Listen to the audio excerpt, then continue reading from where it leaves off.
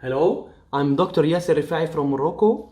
I will speak about intracorneal ring segments in keratoconus, case of success. So I hope that all things in world will be better after this pandemic of COVID-19. And as we are obliged to stay home, we will continue learning and continue conferences. So I have no final. So history, I will skip some slides that were not interesting. The mechanism of action of the ring is to make the periphery of the cornea more steep and to make the central cornea more flat. What are indications? In keratoconus we have two problems. The first problem is the progression. So it will be treated by my colleagues. They will speak about, they have already, Dr. Miguel spoke about cross-linking. There will be other lectures about cross-linking. And we have the second problem is vision, the bad quality of vision.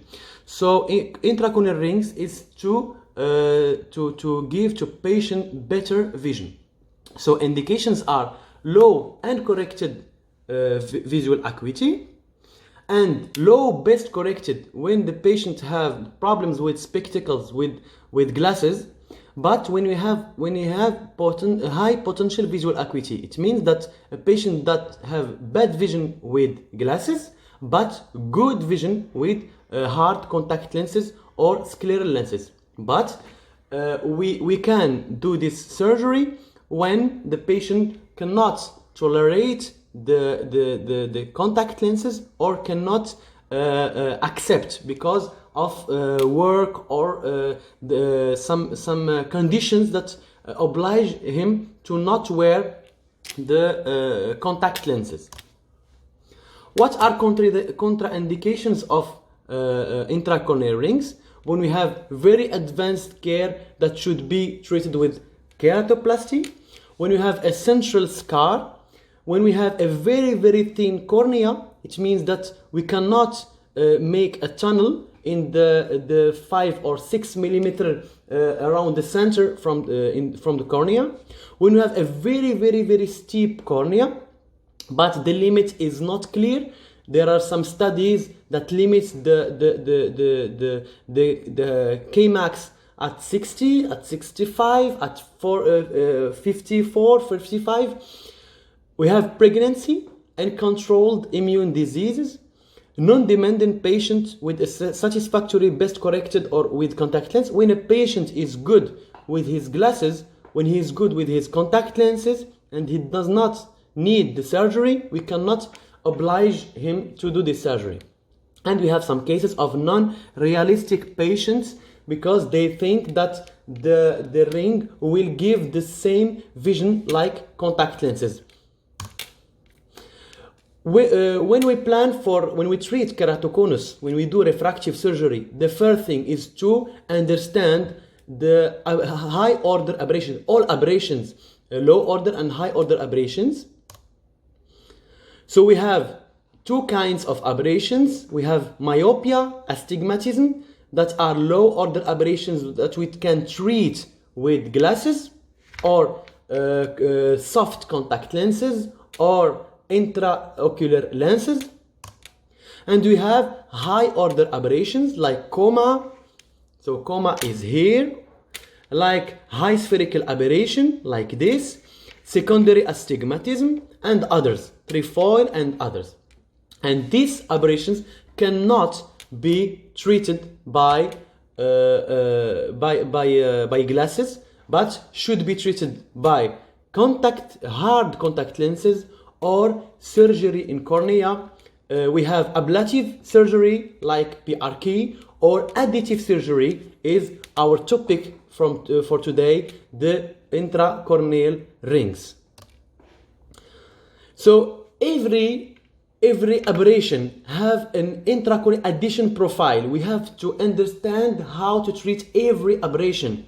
Like that we have for every aberration, an ablation profile, we have an addition profile for every aberration. So for myopia, the addition profile will be this, to add a circular ring. To treat astigmatism, which is a low order aberration, we have this addition profile. We have to add two segments from the two sides, in the two sides. The treating high order aberrations, the most important aberration is coma, and we cannot treat it with glasses. And I think the first purpose in this surgery is to treat these high order aberrations. So we will treat coma like this. We can treat high spherical aberration like this. We can treat secondary astigmatism like this. So different kinds of intracorneal rings. We have Kerr ring, we have Ferrara, we have Intax, we have others. And we can determine the characteristic of each ring. We have the arc, the diameter, the thickness. So the thickness will give more effect. The diameter, when it is small, it will give more effect. And each arc will give a treatment to each aberration. When we have a circular arc, it means that we will treat myopia or high spherical aberration. When we have a half segment, we will treat more coma, or when we have two arcs, we will treat astigmatism or secondary astigmatism. So these two kinds, we have 5 millimeters, we have 6 millimeters or 7 millimeters with Intax. We have also the new asymmetric rings. When we have here 150 and 250 here, 150 microns, and here 250 microns to treat the astigmatism and to treat the coma. So we have to understand the purpose of this course is to understand how we plan and why we plan like this.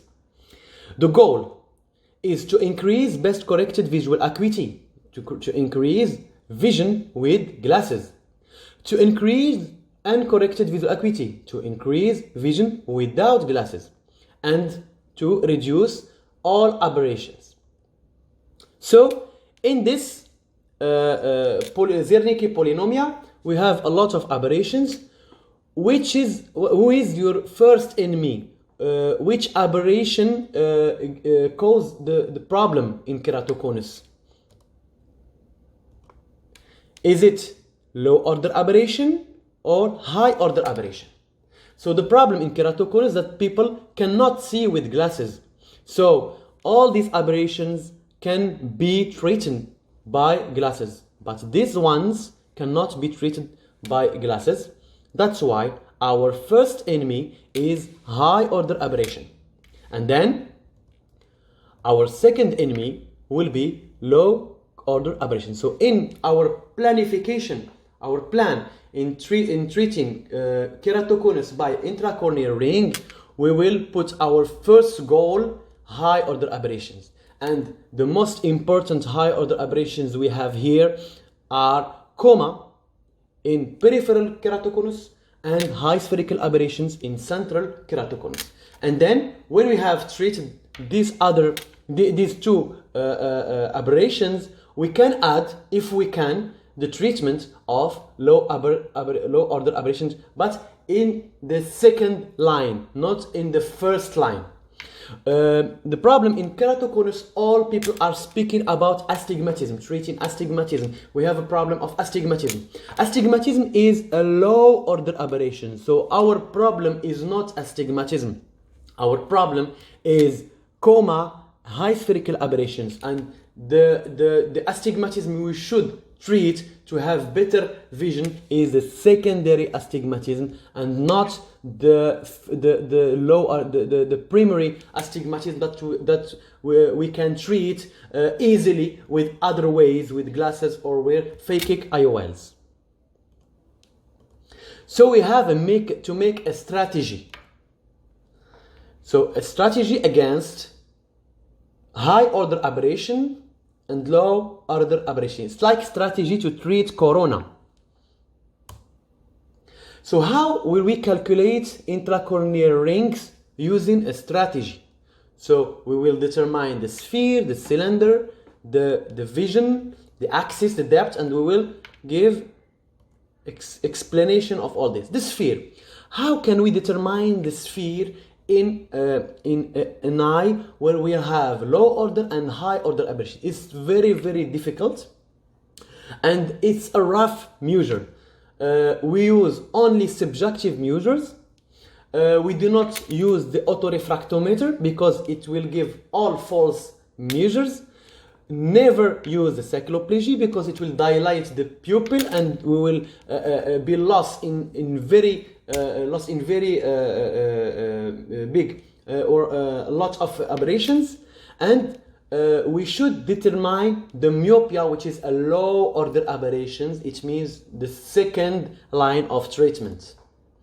The cylinder, which is the low order aberration, we can determine by two methods. A subjective one, which is better, that we can measure ourselves by subjective refraction, or an objective way to by topographic astigmatism, but I prefer to use the subjective. If we give a cylinder to a patient and he's improving his vision, it means that the cylinder is important in the treatment of this patient. But if we modify the cylinder and the patient is not improving, so the cylinder is not important in the treatment of our case.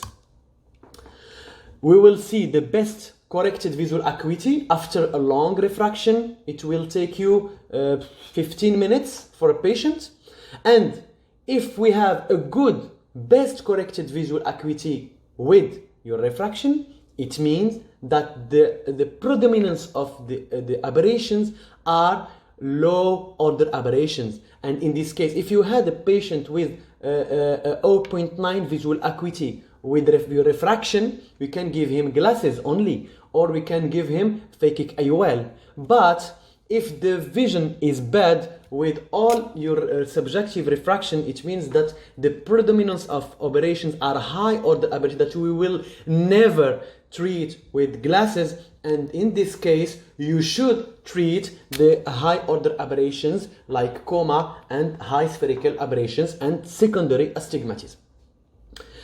The determination of axis, it's very important, because if you choose to treat the cylinder, you will choose the topographic axis. In this case, he's here. But if you choose to treat the coma, you will treat in the coma axis, which is here.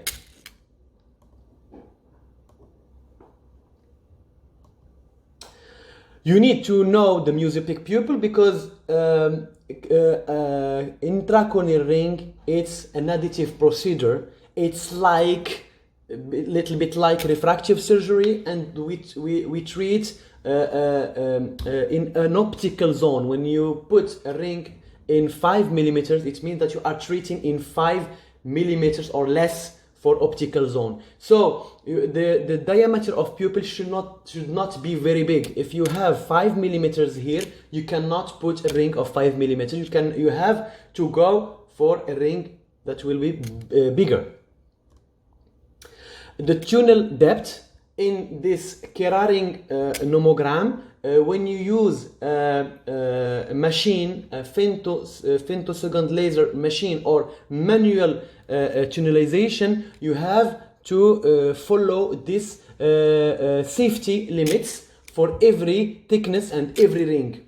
But when you have, in this case, we have OCT in the machine, and we can follow the tunnel.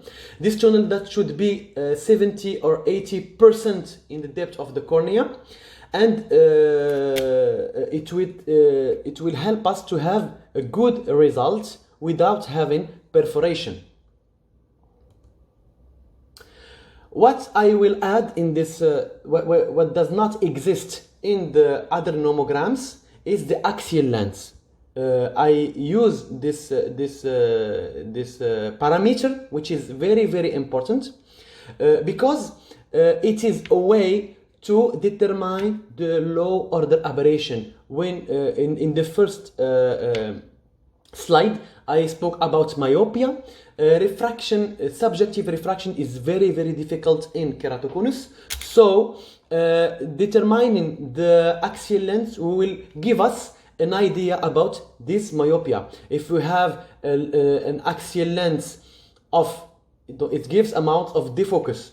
So the defocus is very, very subjective, and this axial length will give us an idea. So an axial length of 30 millimeters will not be treated the same as 20 millimeters or 23 or 24 millimeters. So I do biometry, an axial length to every patient to plan for intracorneal rings. Why?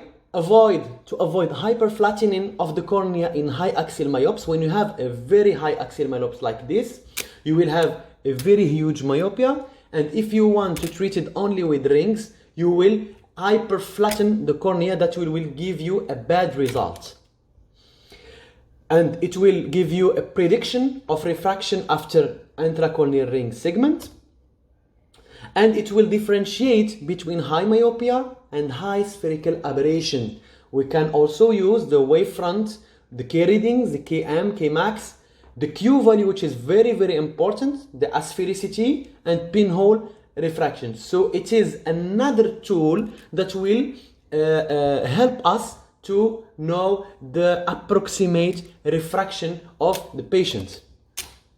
So you will see why we use this axial length. In this case, we have an inferior cone in an metropic eye and in a high myopic eye. So can we treat in the same way these two eyes? It's impossible. In this case, which is metropic, if you address or you treat this cone, the patient will be roughly metropic after the surgery. But if you treat this cone with ring, the patient will be high myope after the surgery. Or if you plan to treat this cone with this myopia with ring, you will hyperflatten all the cornea and you will have a good result, and you will see some examples after. And in this case, we have a central cone and we have an ametropic eye and a central cone with a high myopic eye. We will not put the same thickness of the ring in the two cases, and in this case maybe we will use the ring plus a phykic IOL to treat also the high myopia, and it will give you a prevision pre-operatively that we will tell to patient, I will put you a ring and maybe I will put you a phykic IOL after this first surgery. I give you example. When you have these two cases, but the refraction is the same, so if you follow the nomogram, you will go to nomogram C, and you will have the same ring for these two cases, because we have a very high myopia. If you follow the nomogram like this, without taking in consideration the axial length, you will put into these two cases two rings of 160 or one ring of 320 with 300 microns. So do you think that we can treat these two cones with the same ring? Is it a good plan for both cases? No. If we use axial length, here we will see that axial length is ametropic. So the problem here is the myopia is coming from the cornea, and it is a high spherical aberrations, and the aberrations here in this case will be myopia and high spherical aberration. In this case, the axial length is very high, and it is a high myopia, a high axial myopia. And the problem here is axial myopia plus coma. So if we do an aberrometry for this case, or a mental aberrometry, we can find the aberrations different from this eye to this eye. So we cannot treat both eyes with the same procedure. So here it will be a good plan, because we know that this kind of circular ring will treat myopia and high spherical aberration. But in this case, this circular ring will not treat the coma, and it will give us a hyperflattening in this area, and it will not treat coma, and it will give a very bad result.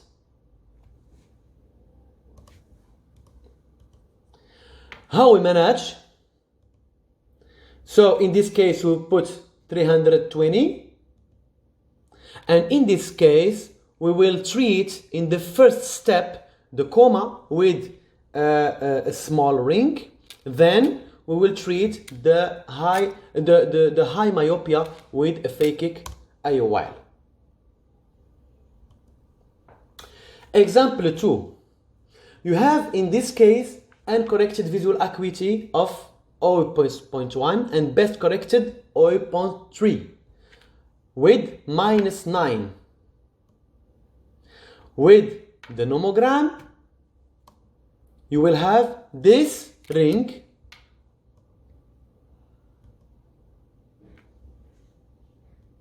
and you will have two rings. Because you have -9, you will automatically have two rings.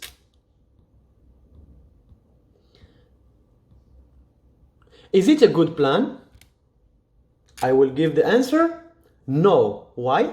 Because the coma will not be treated enough when we put two rings. The difference between the thickness of the two rings will not allow to treat the coma, which is here the most important aberration. And we will have a hyperflattening of this area that will give a very bad vision, because we have already 37 diopters in key readings, and if we hyperflatten we will have 34 or less, so it will be a very bad vision, quality of vision. Axial length in this case is 24.91. It means that the patient is myopic, and 2 millimeters it equals to 6 diopters. So we should regularize the cornea, targeting a refraction of -6 that will be treated by glasses, soft contact or phakic IOL. So we will divide this refraction in two parts. The first part, which is coming from the axial lens, and the second part, which is coming from the cornea. And now, instead of going to this refraction, we'll go to -3, and we will have this plan. Is it better plan?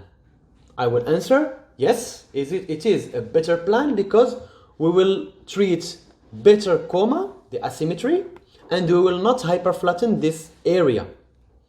According to the nomogram A, we will treat the coma, and the residual myopia will be treated in a second time by glasses or soft lenses or phakic IOL. I will speak about Kira ring nomograms. So we choose the nomogram. It depends on type of ectasia. We have type 1, type 2, type 3. This distinction between these three, it means that in the type 1 we have the predominant aberration is coma. In this type 3, the predominant aberration is high spherical aberration. And this one we have the mixture of these two aberrations.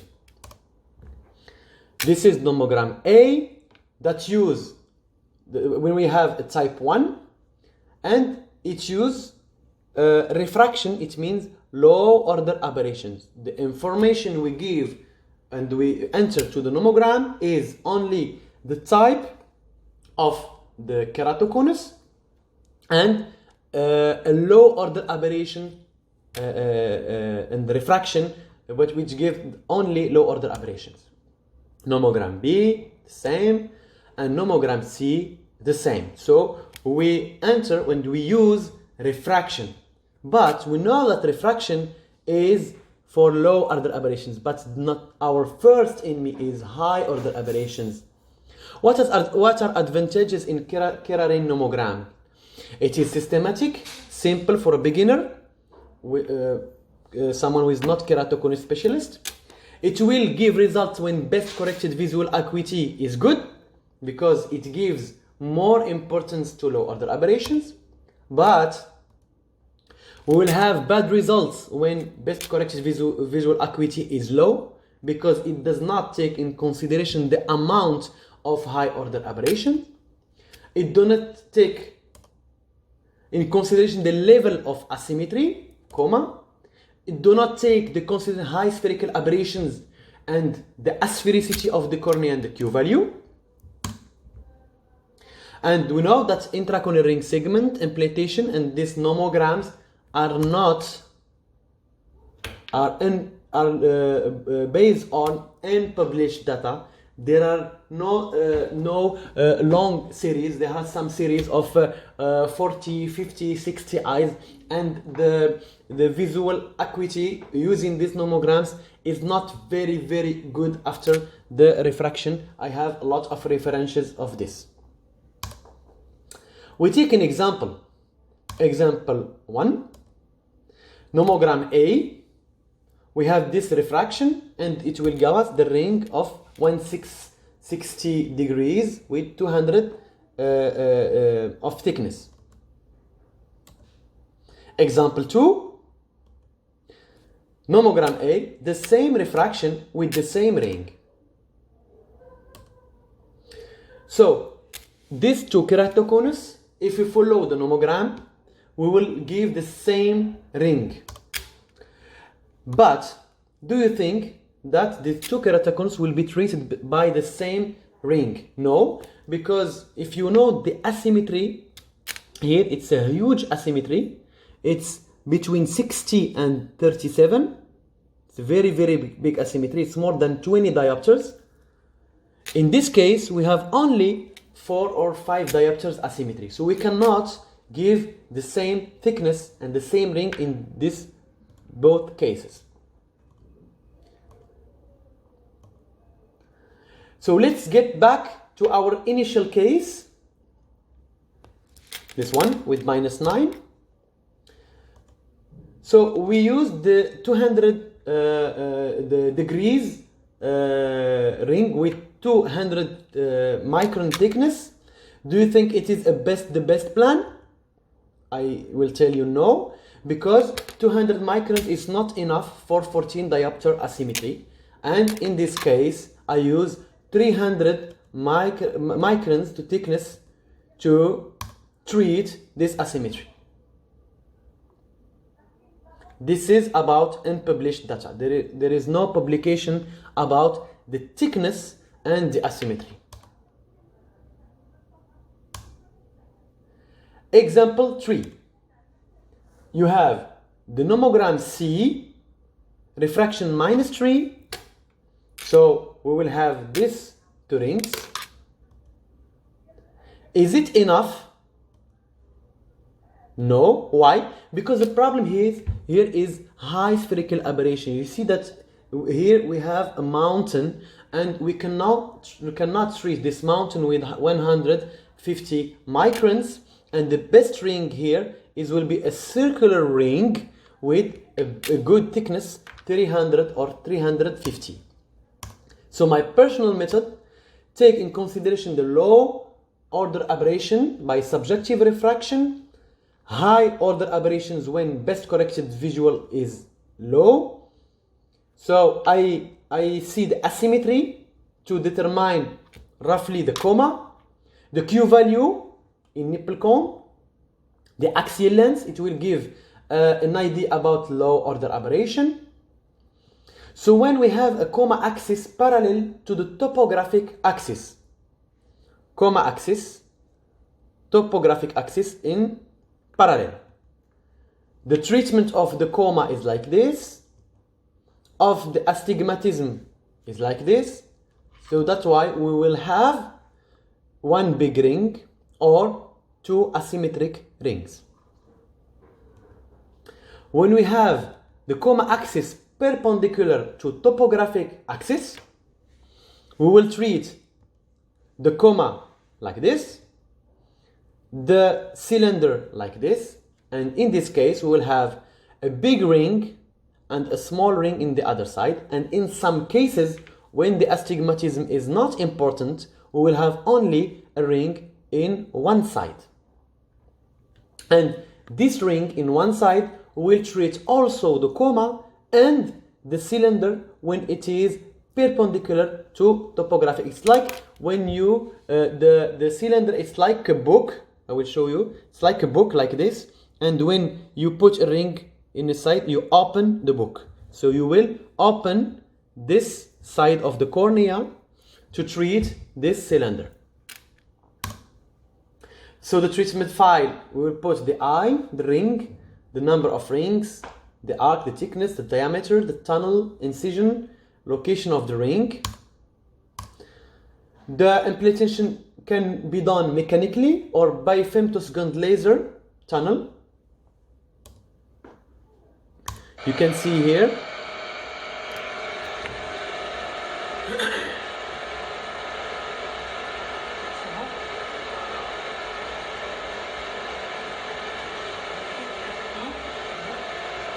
So we have here OCT, and we can see the tunnel.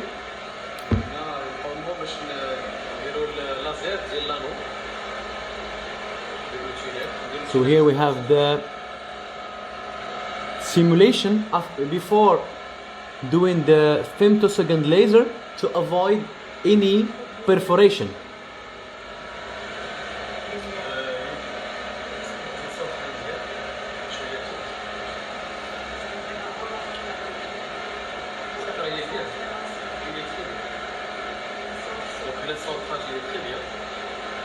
So you have to center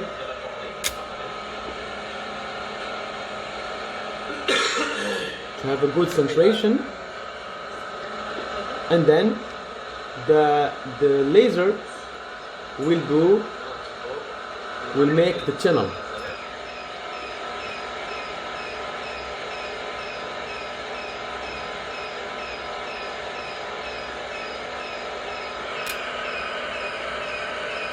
And do also the incision.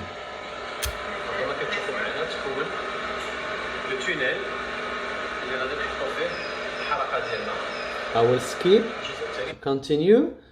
This is the video of, sorry. So the video of the surgery is not working. It's not important. So for the surgery, we just put the ring and put it in the tunnel in the side we choose to treat the right abrasion. Complications are rare. We can have perforation. I have never had this complication because of femtosecond laser usage. Infection, yes, I had one case of infection 2 months after the surgery, and we had to treat the cornea with antibiotics and to remove the ring, and now the patient is good with a scleral lens. Extrusion, I had 2 cases, one spontaneous extrusion because of rubbing after 6 or 7 months, and I had one traumatic extrusion after 1 year. Under correction and over correction, the refraction and the correction of intraocular are not very precise. This is the case of infection. This is after treatment. This is the extrusion.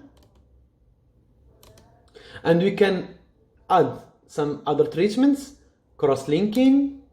We can do it before or after surgery. PRK, we can do it after surgery. Phakic IOL, we can do it after surgery. And cataract surgery after the intracorneal ring implantation. And how can we judge the results? Can we judge the result with a refraction ticket? No, because it will give us, when we put a ring in the cornea, we will not removing the keratoconus. We will only treating a part of keratoconus. That's why we will have keratoconus after surgery, and we will have an abnormal refraction. So we cannot take in consideration this ticket to judge the result. But we can judge it on uncorrected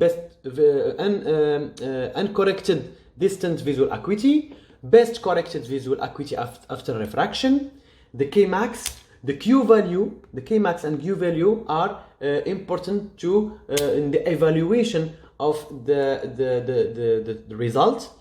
Decrease of asymmetry. We can compare the topographies, and it is not a refractive surgery. We cannot tell to patient you will have 10 out of 10, but just an improvement of some lines of visual acuity, or in some cases, even if we have the same visual acuity, but the quality of vision is better. The patients have less high order aberrations, and you will feel that the patient is happy even if your visual acuity is not better.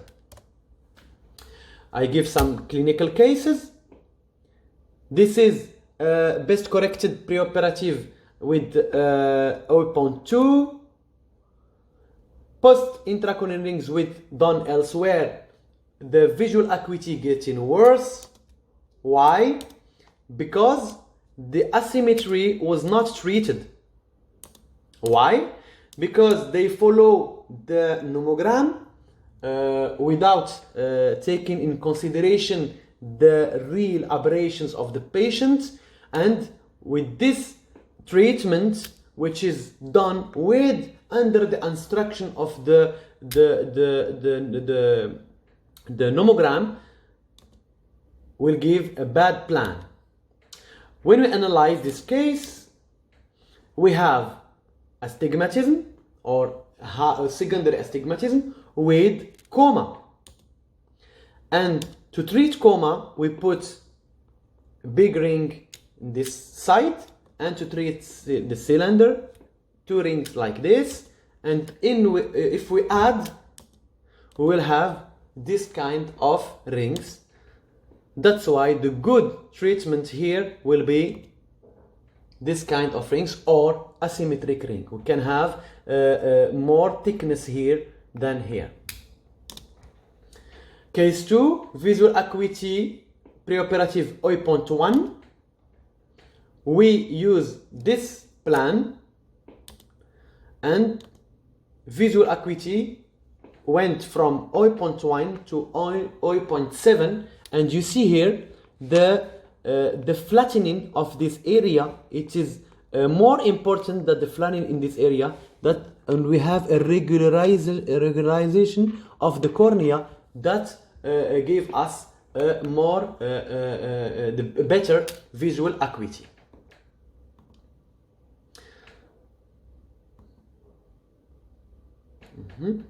So we have some cases before, after, and we have the flattening of the cornea, and we have visual acuity 2, so 0.2, then 0.9. Case 4, axial length normal. So this myopia will not be taken in consideration in the treatment. If we integrate this refraction in the nomogram, it will give us 2 rings or circular ring, but in this case we will treat only.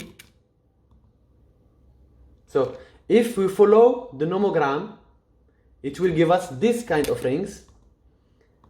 This is a bad protocol, So we will have an undercorrection of coma and hyperflattening of flat area. So my plan is only one ring and the result before, after. This is in red, but this is the flattening because we put the first. This is the flattening, and visual acuity was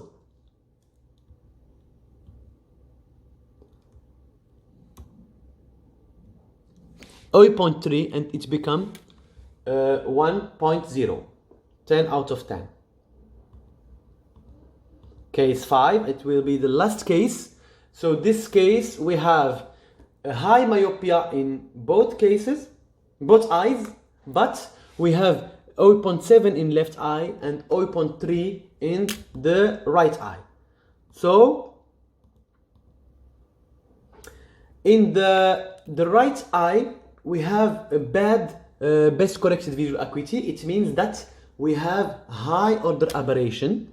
So we'll treat. So it was my program before the surgery to put a ring, then put a phakic IOL. But in the left eye, it was only a phakic IOL. First step is to put the ring in the right eye. Best corrected visual acuity after surgery was 0.9, but with -5 of refraction. And second step is to put phakic IOL in both cases, and then I had 0.9 in uncorrected visual acuity in both eyes at 0.9, and the procedure and the treatment were different between right eye and left eye. So to conclude, the intracorneal ring results will come from a good plan. A bad plan will give bad results,